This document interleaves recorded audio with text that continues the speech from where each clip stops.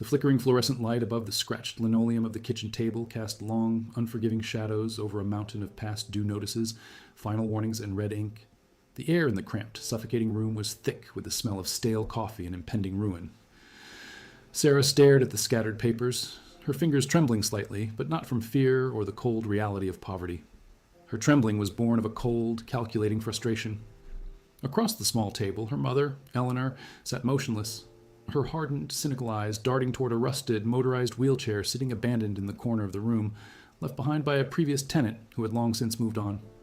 The radio on the cracked kitchen counter crackled to life, the deep, resonant voice of a San Antonio announcer cutting through the heavy, oppressive silence of the house. The announcer was enthusiastically promoting the ultimate Mother Day giveaway: front row tickets, VIP access, and a private, exclusive meet and greet with the king of country himself, George Strait. A slow, twisted smile crept across Eleanor's weathered face. Where millions of loyal, hard-working Texans saw a musical legend and a beacon of traditional values, Eleanor and Sarah saw nothing but a golden ticket. They saw a man whose legendary kindness, unwavering faith, and Christian charity could be easily weaponized for their own gain. The plan was hatched in the shadows of that miserable kitchen, built on a foundation of deceit that would make any decent soul sick to their stomach. They spent hours crafting the perfect, heartbreaking letter to the radio station. Sarah poured every ounce of fake agony into the ink, detailing a fabricated, tragic accident that had supposedly left her beloved mother a paraplegic, confined to a wheelchair, stripped of her dignity and her joy. She wrote about the endless hospital bills, the sleepless nights, and how the only thing that kept Eleanor heart beating through the darkest, most painful nights was the soothing, steady voice of George Strait playing on a battered cassette tape. It was a masterpiece of emotional manipulation. They knew exactly what they were doing. They knew that, in the heart of Texas, a state built on the pillars of community, faith, and helping your neighbor, a story of a devoted daughter caring for her paralyzed mother would part the seas of any radio contest. And they were right. When the phone call came a week later, informing them that they had won the grand prize, Sarah wept tears of joy for the radio host, while Eleanor sat in the background, silently smoking a cigarette and counting the imaginary dollars in her head. The transition from their dark, cynical world to the vibrant, beating heart of Texas was jarring. It was Mother Day, and the AT&T Center in San Antonio buzzed like a disturbed hornet nest. Outside, the vast parking lots were a sea of pickup trucks, barbecue smoke, and the distant metallic tang of an approaching Texas thunderstorm. Inside, 80,000 souls gathered under the neon glow, their boots stomping against the concrete floors in unified anticipation. The air was thick with the scent of spilled beer, roasted peanuts, and expensive leather, but far away from the deafening roar of the crowd, deep in the labyrinth of the backstage corridors, there was a sanctuary of absolute peace. The private dressing room of George Strait smelled of worn saddle leather, cedarwood, and strong black coffee. It was a room that reflected the man himself. There was no flashy decor, no absurd celebrity demands, no champagne on ice, just a comfortable leather sofa, a wooden table, a few acoustic guitars resting in their stands, and a vanity mirror framed by soft, warm lights. On the table sat a worn leather Bible and a silver-framed photograph of his late daughter, a sacred memory that George carried with him to every arena, a quiet reminder of the fragility of life and the enduring strength of love. George stood in the center of the room, adjusting his iconic resistal hat, his reflection calm and collected. He was a man who understood the weight of his legacy, but never let it crush his humility. Tonight was special. Mother Day always brought a specific kind of warmth to his heart, a deep reverence for the women who held families together through sheer grit and unconditional love. A gentle knock on the heavy wooden door broke his quiet reflection. Bubba, his veteran stage manager, a man whose face was lined with decades of road wear and unwavering loyalty, stepped into the room. Bubba's voice was low and respectful as he announced that the contest winners had arrived. George nodded, his eyes softening. He had read the letter. The story of the paralyzed mother and her exhausted, devoted daughter had touched him deeply. He knew what it meant to face the darkest valleys of life, and he believed that God had given him his voice, not just to entertain, but to lift up those who were broken. The door swung wider, and Sarah pushed the heavy, motorized wheelchair into the sanctuary. Eleanor sat slumped in the seat, a thick, knitted blanket draped carefully over her supposedly inert legs. Her head trembled slightly, a masterful performance of frailty and age. Sarah wiped a perfectly timed tear from her cheek, panting softly as if the mere act of pushing her mother down the hallway had drained the last ounce of her strength. George did not hesitate. He did not stand behind his status or demand distance. The king of country walked forward, immediately removing his hat in a profound gesture of old-school Texas respect. He knelt beside the wheelchair, the knees of his starched jeans touching the carpet, putting himself at eye level with the woman he believed to be a tragic victim of circumstance. "Yes, ma'am," George said, his voice a rich, comforting baritone that seemed to lower the temperature in the room. "It is an absolute honor to meet you. I am so deeply sorry for everything you have been through, but I'm so glad you made it here tonight."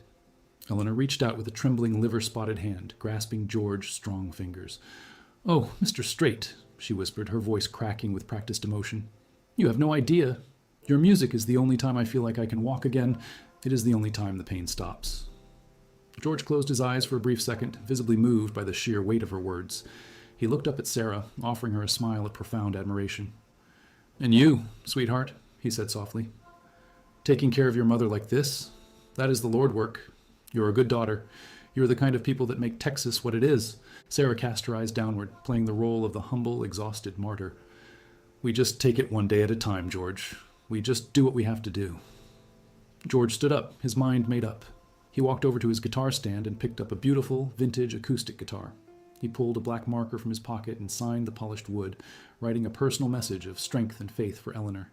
He handed it to Sarah, along with a custom-tooled leather guitar strap, a piece of craftsmanship that was worth more than their rent.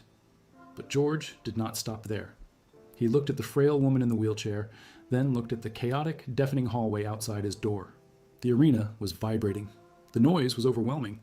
He could not bear the thought of this fragile, paralyzed mother being shoved into the crowded VIP section, jostled by drunk fans and overwhelmed by the massive speakers. "Bubba," George said, turning to his stage manager, "the floor out there is going to be a madhouse tonight. I do not want Eleanor getting bumped around in that chair. It is not safe, and it is not right." Bubba frowned slightly, his protective instincts kicking in. "George, the security protocol." "I know the protocol, Bubba," George interrupted gently but firmly. "But it is Mother Day, and these two have been through enough hell for one lifetime. They can stay right here, in my room. It is quiet, it is safe, and there's a monitor on the wall where they can watch the show in peace.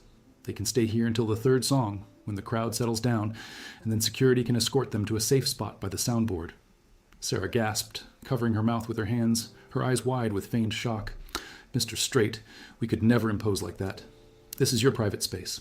"It is no imposition at all, ma'am," George insisted, placing his hat back on his head. "My sanctuary is your sanctuary tonight. You just sit back, relax, and enjoy the music." The stage manager reluctantly nodded, stepping out into the hallway to coordinate with the security team. George gave Eleanor one last warm smile, adjusting the knitted blanket over her knees to make sure she was comfortable. He grabbed his performance guitar, took a deep breath, and walked out the door. The heavy wooden door clicked shut, sealing the dressing room in a luxurious, insulated silence. For a few agonizing seconds, neither Sarah nor Eleanor moved. They listened intently to the sound of George's boots echoing down the hallway, fading into the distance. Then, the muffled, earth-shattering roar of 80,000 fans erupted through the walls as the arena lights went dark and the opening chords of the concert began. The king had taken the stage. The second the music started, the atmosphere in the dressing room shifted from a scene of touching compassion to a chilling display of sociopathic greed. Eleanor's trembling head suddenly stopped. Her frail, slouched posture vanished. She grabbed the thick, knitted blanket that George Strait had just lovingly adjusted over her knees and violently threw it onto the floor. With the effortless grace of a woman who had absolutely nothing wrong with her spine, the paralyzed, tragic mother placed her hands on the armrests of the wheelchair and pushed herself up. She stood perfectly straight, stretching her back and letting out a harsh, mocking laugh that echoed off the cedar walls. "God, my back was killing me sitting in that damn thing," Eleanor sneered, walking over to the vanity mirror and examining her makeup. "I thought he was never going to leave." "Did you see his face?" The old cowboy bought it, hook, line, and sinker. Sarah dropped the signed vintage guitar onto the leather sofa with a careless thud, her eyes already scanning the room like a hawk looking for prey. "I told you it would work," she whispered, her voice dripping with malice. "These rich, righteous types are all the same. They are so desperate to feel good about themselves, they do not even bother to look closely. Now hurry up. We only have until the third song before that security guard comes back to get us." The absolute betrayal hung in the air, a toxic cloud polluting the sanctuary of a man who had shown them nothing but grace. Eleanor and Sarah did not care about the music vibrating through the floorboards. They did not care about the thousands of mothers being honored in the arena outside. They were predators, and they had just been handed the keys to the kingdom. Sarah moved quickly toward the vanity table, her hands aggressively opening the small velvet boxes that had been left behind. Her eyes widened with greedy delight as she pulled out a solid gold Rolex watch, a heavy, magnificent timepiece that George often wore when he was not performing. She did not hesitate, shoving the watch deep into her oversized purse. Meanwhile, Eleanor was rummaging through George's leather duffel bag in the corner of the room. She pulled out a stack of cash, emergency money kept for life on the road, and stuffed it into her pockets. She then found a velvet pouch containing 3 custom-made, solid silver rodeo championship belt buckles, items of immense personal value that could never be replaced.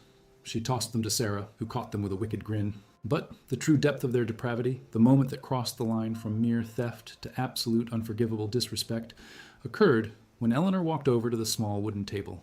She picked up the silver-framed photograph of George's late daughter. She did not look at the smiling face in the picture. She did not feel a shred of empathy for the grieving father who had just treated her like royalty. She only felt the weight of the silver frame. "Real silver," Eleanor muttered, her eyes gleaming with a sickening avarice. She began to pry at the back of the frame, trying to rip the photograph out so she could steal the metal without carrying the bulky glass.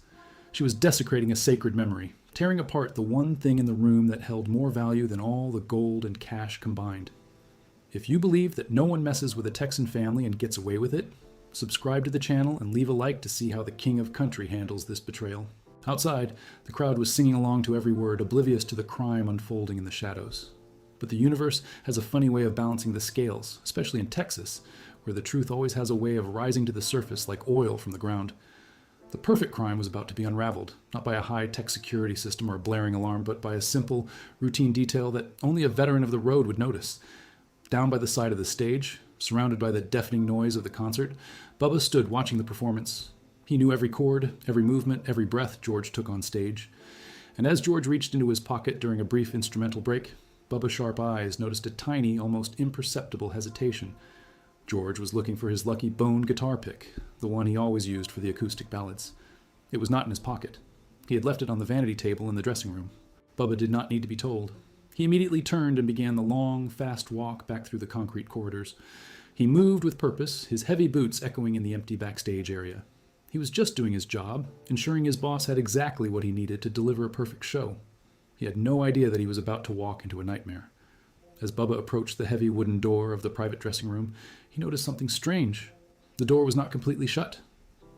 In his haste to leave and give the women privacy, George had not pulled the door all the way until it clicked. It was open just a fraction of an inch, leaving a narrow sliver of visibility into the room. Bubba reached out to push the door open, intending to politely announce his presence, grab the pick, and leave. But as his eye caught the movement inside the room through the crack, his hand froze mid-air. His heart skipped a beat, and a cold, hard knot formed in his stomach. Through the narrow opening, Bubba saw the empty wheelchair. The knitted blanket lay discarded on the floor like a piece of trash. And there, standing on her tiptoes with perfect balance and strength, was the tragically paralyzed Eleanor, reaching up to the top shelf of the closet to grab a wooden box of imported Cuban cigars. Beside her, Sarah was aggressively stuffing the silver belt buckles into her purse, completely unaware that they were being watched. Bubba's breath caught in his throat. He had been in the music business for 40 years. He had seen groupies, stalkers, thieves, and con artists of every shape and size, but the sheer audacity of this betrayal, the manipulation of a sacred holiday and a good man faith, sent a wave of pure, unadulterated fury coursing through his veins. The heavy bass from the arena stage vibrated through the concrete floor, a rhythmic, thumping heartbeat that masked the sound of Bubba holding his breath. The veteran stage manager stood frozen in the dim, fluorescent-lit corridor, his weathered hand hovering just inches from the brass handle of the heavy wooden door. Through the narrow, vertical sliver of light escaping from the dressing room, the scene unfolding before his eyes defied every principle of decency he had ever known. He watched, paralyzed by a sickening mixture of shock and rising fury, as the supposedly crippled Eleanor stood firmly on her own 2 feet. She was not just walking, she was moving with the greedy, frantic energy of a seasoned scavenger. Bubba watched her reach high above her head, her spine perfectly straight, her muscles displaying a terrifying vitality that completely shattered the tragic illusion she had painted just minutes before. But it was not the stolen, solid gold Rolex disappearing into Sarah's oversized leather purse that made Bubba blood run completely cold. It was not the stack of emergency road cash or the custom silver rodeo buckles being tossed around like cheap carnival prizes. Bubba had been on the road with the King of Country for over 3 decades.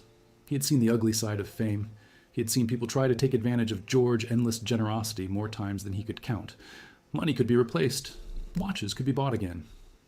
But when Eleanor Callis, liver-spotted hands, reached for the small wooden table and picked up the silver-framed photograph, the air in Bubba lungs turned to ice. That photograph was sacred ground. It was an image of George's late daughter, a beautiful, shining light that had been tragically extinguished far too soon. Bubba remembered the dark years that followed her passing. He remembered the quiet, agonizing tears shed in the back of lonely tour buses, the heavy, suffocating grief that had threatened to break the strongest man he knew. That silver frame traveled everywhere with them. It was George's way of keeping his little girl close to him, a silent, beautiful anchor that kept him grounded in the chaotic storm of superstardom. And now, Bubba was watching this vile, deceitful woman drag her dirty fingernails along the edge of the frame, complaining about the weight of the glass, trying to pry the silver loose just to melt it down for a few extra dollars. It was a desecration. It was a violation of the highest order. Every instinct in Bubba's body, forged by years of fiercely protecting his boss and his friend, screamed at him to kick the heavy wooden door off its hinges. He wanted to storm into that room, grab the two grifters by the collars of their cheap shirts, and throw them out into the dusty Texas night. He wanted to see the terror in their eyes when they realized they had crossed a line that could never be uncrossed. His knuckles turned white as he gripped the doorframe, his jaw clenched so tight his teeth ground together. But Bubba was a man molded by the same quiet, stoic discipline that defined George Strait. He knew that bursting into the room in a fit of righteous rage was exactly what these women might want. They were professional manipulators. If he screamed, if he laid a hand on them, they would instantly fall back into their roles as victims. They would scream assault. They would drag George's name into a dirty, sensationalized tabloid scandal. They had weaponized their vulnerability once, and they would not hesitate to do it again. Bubba slowly, agonizingly pulled his hand away from the door. He took a slow, silent step backward, letting the shadows of the corridor swallow him. He did not make a sound. He reached down to his hip, his fingers wrapping around the cold, hard plastic of his Motorola radio. He pressed the transmit button, shielding the microphone with his large hand to muffle his voice. The radio crackled softly in his earpiece. "Chief," Bubba whispered, his voice trembling with a barely contained rage, "I need you and the San Antonio Police Department detail at the back hallway. Right now. Lock down the perimeter around the boss dressing room. No sirens, no flashing lights, absolute silence. We have a massive situation." The voice of the head of security came back instantly, sharp and professional. "Copy that, Bubba. What is the nature of the situation? Do we have a threat to George?" "It is worse than a physical threat," Bubba replied, his eyes still fixed on the sliver of light radiating from the door.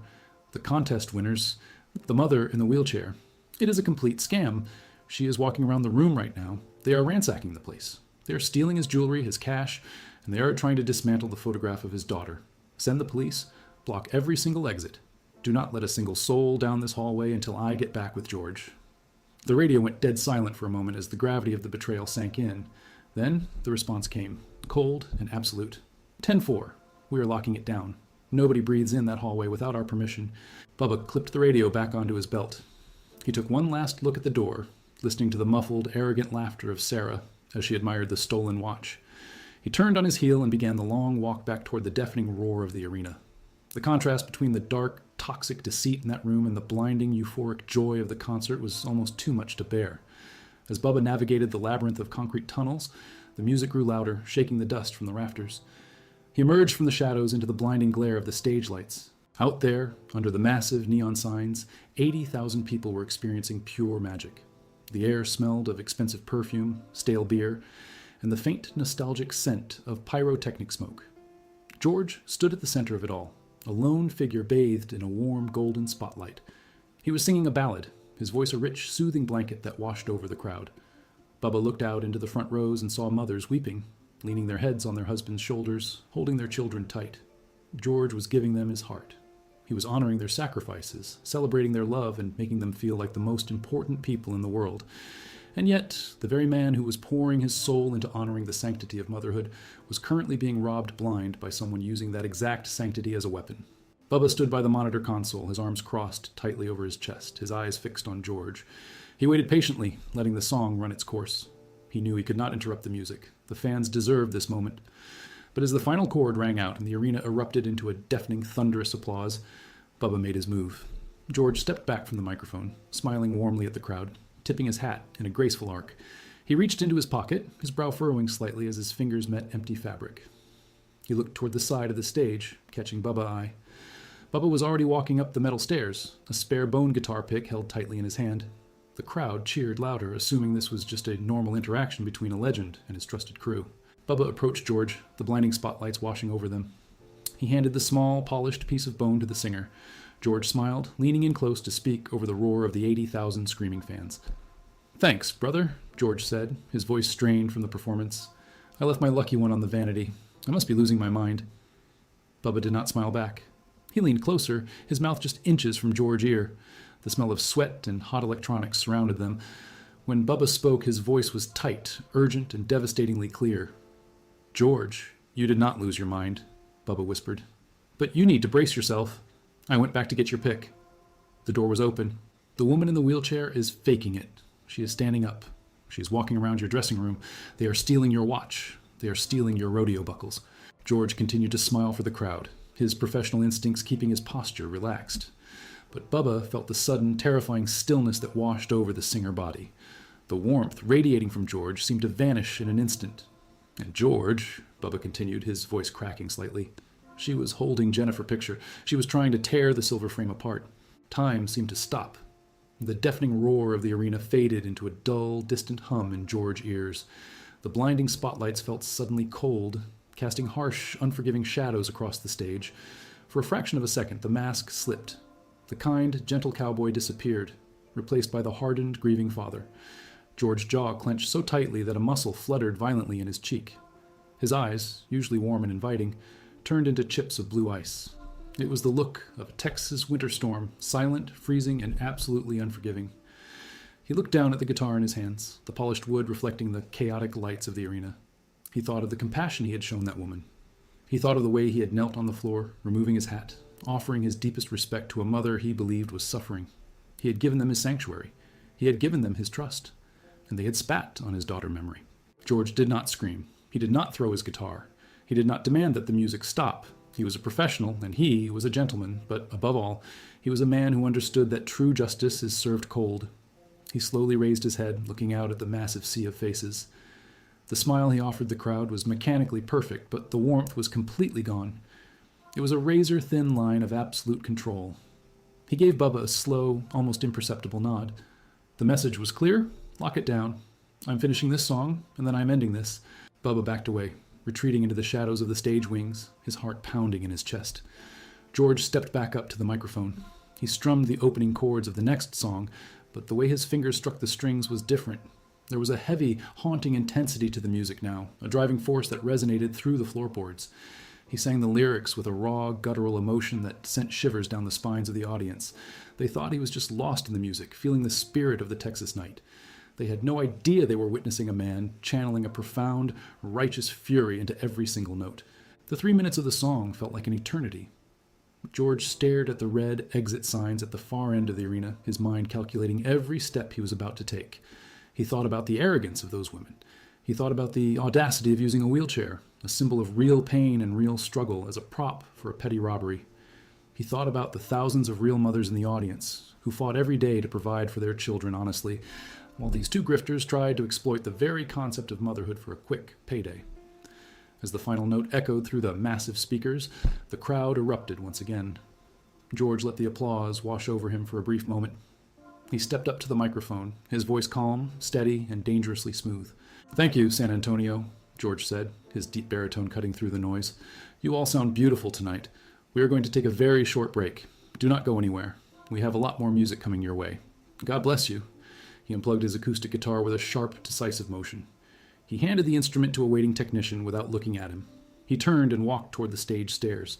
The moment he stepped out of the blinding glare of the spotlights and into the shadows of the backstage wings, the mechanical smile vanished completely. His face was a mask of pure, unyielding stone.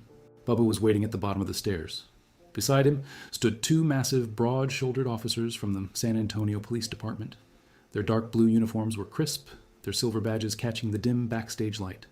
Their hands rested casually but firmly near their heavy-duty utility belts. They had been briefed.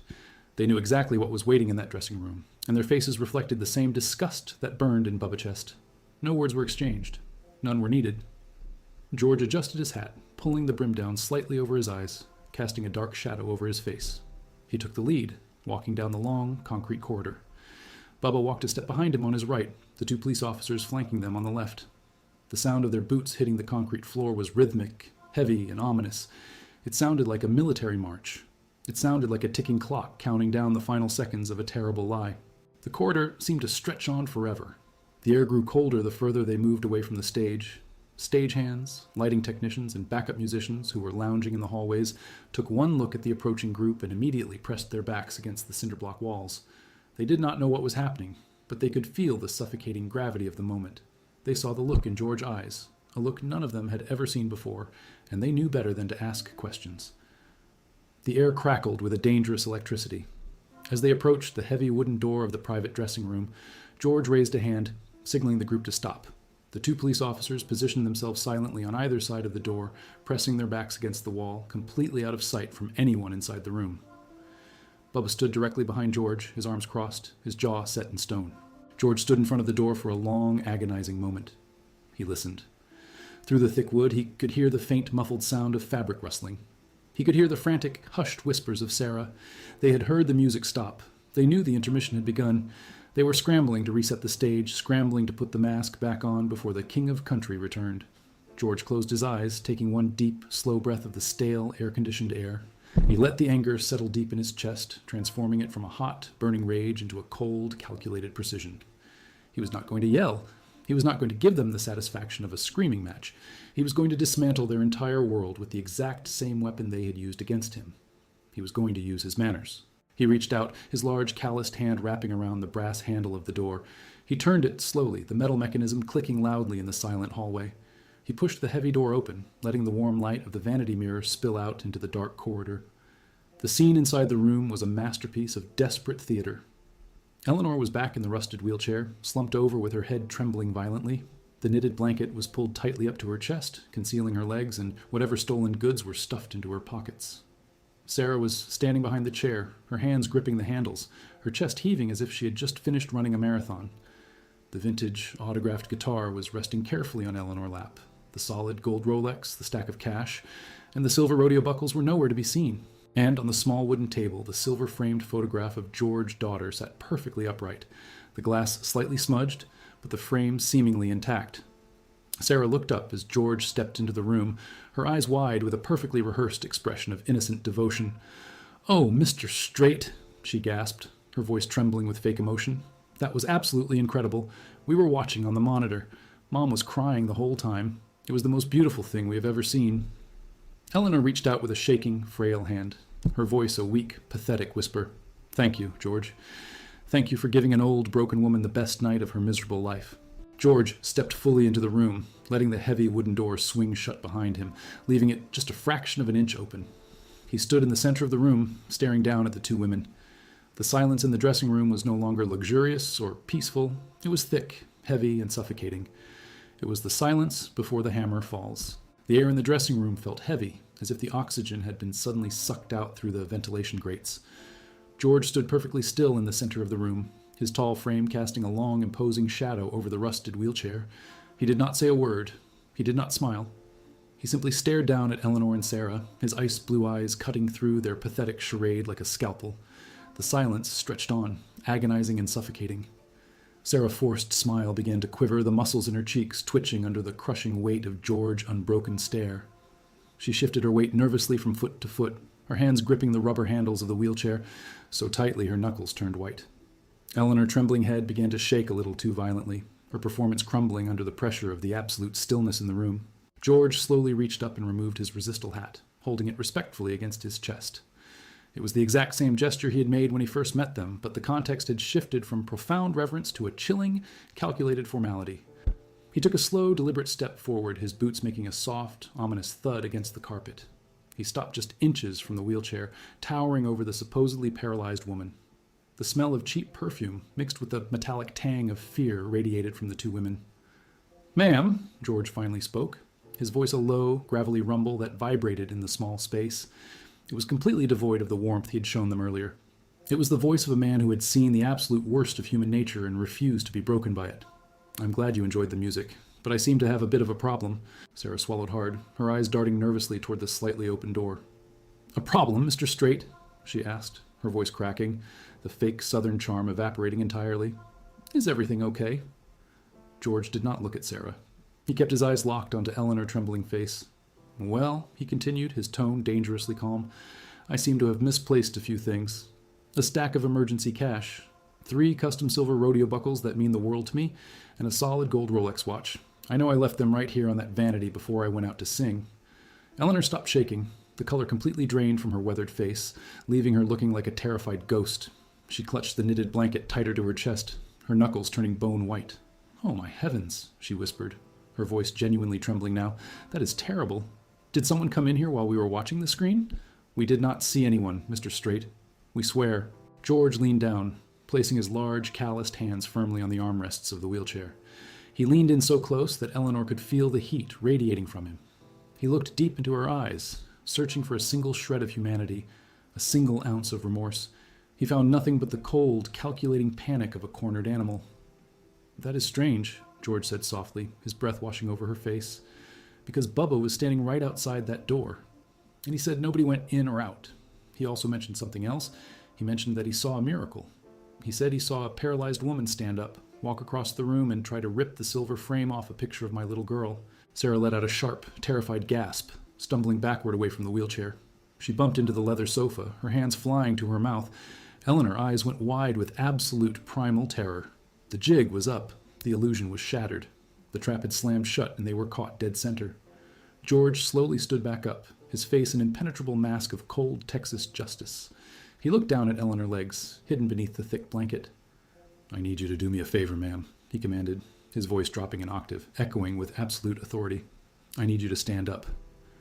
Eleanor began to hyperventilate, tears of genuine panic streaming down her wrinkled cheeks. "Mr. Strait, please," she sobbed, abandoning the fake tremor entirely. "I cannot walk. You know I cannot walk. The accident, the letter." George did not blink. He reached out and grabbed the edge of the knitted blanket. With one swift, violent motion, he ripped the blanket off her lap and threw it across the room. It landed in a heap in the corner, exposing the stolen, solid gold Rolex and the 3 silver rodeo buckles that had been hastily shoved into the pockets of her cheap slacks. The silver gleamed under the warm vanity lights, a damning, irrefutable confession of their guilt. "Stand up!" George repeated, the command echoing like a gunshot in the small room. Eleanor looked at the stolen goods in her lap, then looked up at the towering, furious cowboy standing over her. She knew it was over. Slowly, agonizingly, she placed her hands on the armrests of the wheelchair. Her legs, which had supposedly been useless for years, pushed against the floorboards. She stood up, her knees shaking, her head bowed in absolute crushing humiliation. George stared at her standing there, the sheer audacity of her lie laid bare for the world to see. He felt a sickening twist in his stomach, a profound disgust for the depths to which people would sink for a few dollars. He turned his head slowly and looked at Sarah, who was trembling violently against the sofa, clutching her oversized purse to her chest. "Open the door," George said quietly. Sarah sobbed, shaking her head frantically. "Please, Mr. Strait, please do not do this. We were desperate. We have nothing. It is Mother Day. Please have mercy." George's eyes narrowed, the ice in them hardening into steel. "Do not you dare invoke Mother Day to justify what you did in this room," he growled, stepping toward her, his presence overwhelming. "You used a sacred day, you used the illusion of pain, and you tried to defile the memory of my daughter. You do not know the first thing about mercy. Open the door." Sarah, trembling hand, reached out and pulled the heavy wooden door wide open. The warm light of the dressing room spilled out into the dark corridor, illuminating the 2 massive San Antonio police officers, standing shoulder to shoulder, their hands resting on their utility belts. Behind them stood Bubba, his arms crossed, his face a mask of pure, unadulterated contempt. The officers stepped into the room, their heavy boots thudding against the carpet. They did not say a word. They moved with absolute, terrifying efficiency. One officer grabbed Sarah by the arm, spinning her around and snatching the oversized purse from her hands. He dumped the contents onto the leather sofa. The stolen cash tumbled out, along with a pair of silver earrings that George had not even realized were missing. The other officer stepped up to Eleanor, grabbing her by the shoulders and turning her around. He reached into her pockets, pulling out the gold Rolex and the silver buckles, placing them carefully on the vanity table. "You have the right to remain silent," the officer said, his voice cold and mechanical as he pulled a pair of heavy steel handcuffs from his belt. "Anything you say can and will be used against you in a court of law." The sharp, metallic click of the handcuffs locking around Eleanor's wrists echoed through the room. The sound was definitive. It was the sound of consequences, finally catching up to a lifetime of deceit. Sarah wailed as the cuffs were slapped onto her wrists, her cries echoing down the long concrete hallway. George stood by the vanity table, watching the officers secure the 2 women. He reached out and gently picked up the silver-framed photograph of his daughter. He wiped a smudge off the glass with his thumb, his eyes softening for a brief second as he looked at her smiling face. He carefully placed the frame back on the table, making sure it was perfectly centered. "Take them out of here," Bubba ordered, his voice dripping with disgust. "And make sure everyone sees them." The officers grabbed the women by the arms and marched them out of the dressing room. George and Bubba followed closely behind. The walk back down the long concrete corridor was a gauntlet of absolute humiliation. Word had spread quickly through the backstage crew. Stagehands, lighting technicians, backup singers, and security guards lined the walls. They stood in absolute silence, their eyes burning with contempt as they watched the supposedly paralyzed mother walking perfectly fine, her hands cuffed behind her back, tears of shame streaming down her face. Sarah kept her head down, sobbing uncontrollably, unable to meet the furious stares of the people she had tried to con. The contrast was staggering. On one side of the arena walls, 80,000 people were celebrating the beauty of motherhood, singing songs of love and devotion. On the other side, 2 women were being marched out in disgrace, their greed and manipulation exposed to the harsh light of reality. The officers led them out the heavy metal loading dock doors, pushing them into the back of a waiting police cruiser. The heavy doors slammed shut, sealing their fate.